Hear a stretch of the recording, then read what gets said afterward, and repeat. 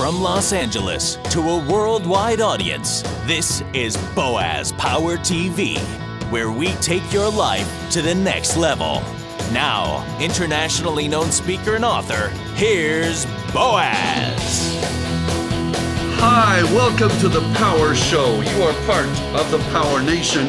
I'm so delighted that you're here, because here we take your life to the next level.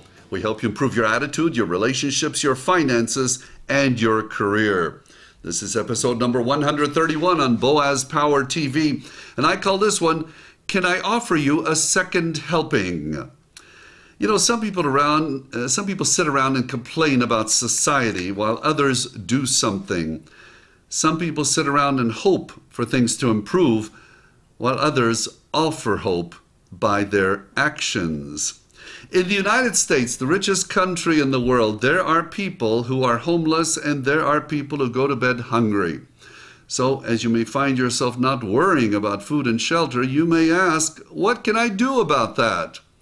On a speaking trip I took a few years ago to Indianapolis, I saw what some imaginative people were doing to make a big difference in the lives of the disadvantaged. Now, before I get to these incredible people and their ingenious program, a few facts. 3.8 million U.S. households experienced hunger during a recent year. Americans throw out 27% of all food available in the United States, or 365 pounds per year for every man, woman, and child. Approximately 1.5 million pounds of food is wasted per day in Indianapolis, in that area alone. Some solutions are only obvious to those whose eyes and minds are wide open. A few open-minded people in Indianapolis took a look at a combination of community problems: hunger, unemployment, and food waste. They put all the pieces together and cooked up a simple yet effective solution to address these issues. I thought it was incredible. They clearly defined these interconnected problems. Hunger in the community existed because many adults lacked the job skills necessary to earn a decent wage. At the same time, they noticed that potential employers in the food industry struggled to find adequately trained employees. In addition, many restaurants in Indianapolis were dumping extra food each day because they did not have a safe outlet for that food. Yet another element in the equation was the local nonprofits who spent valuable resources feeding people in need. Look at the combination of these things that somebody thought about. Thus, in 1998, a recipe for success was created when Second Helpings came into being. Begun in an old warehouse in a rough part of town, this enterprise is now housed in a modern 22,500 square foot facility not far from downtown Indianapolis. I visited the place. Oh, I was so impressed by the operation, the people running it, and the many volunteers that I wanted to share this story with you. I spoke in the meeting room at the facility. Gina Brooks, the executive director of Second Helpings, was part of the group for whom I spoke. After my seminar, she hosted us to a great lunch and showed us around. The mission statement of Second Helpings, by the way, their website, secondhelpings.org. secondhelpings.org, a great organization one might want to support.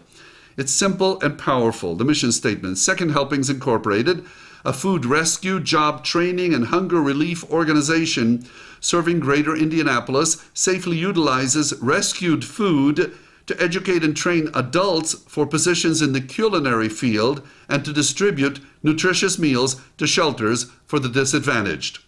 Now, funded completely by donations and grants, Second Helpings picks up excess and perishable food from the food service industry throughout Indianapolis. This is food that would have otherwise gone to waste.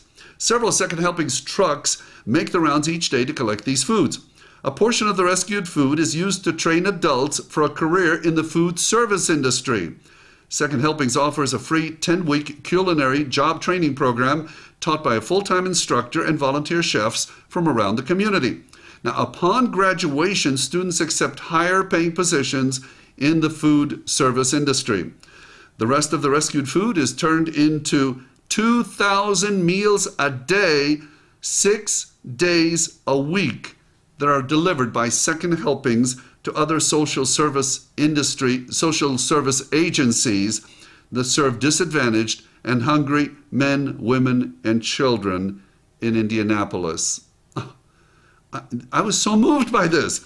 As Gina was taking our group around the building and explaining the process, she stated that it takes many volunteers to pull it all together.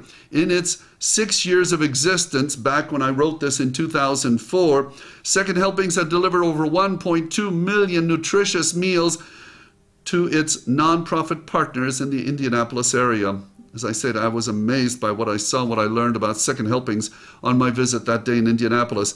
It just goes to show what can happen when people care enough to do something for those who aren't as well off, and when they find ways to solve a number of problems. Maybe by telling you about this creative program, I might have motivated you to do something similar in your community.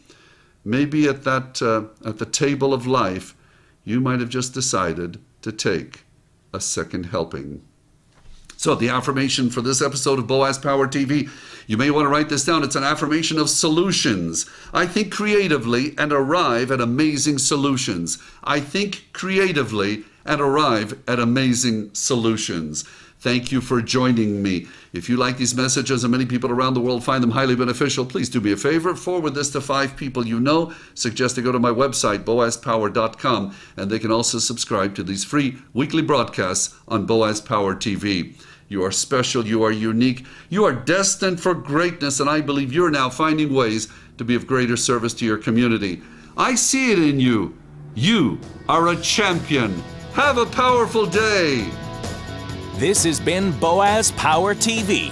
To comment, see other episodes, or to subscribe to this free broadcast, go to our blog at boazpower.com. That's boazpower.com. We're here to take your life to the next level.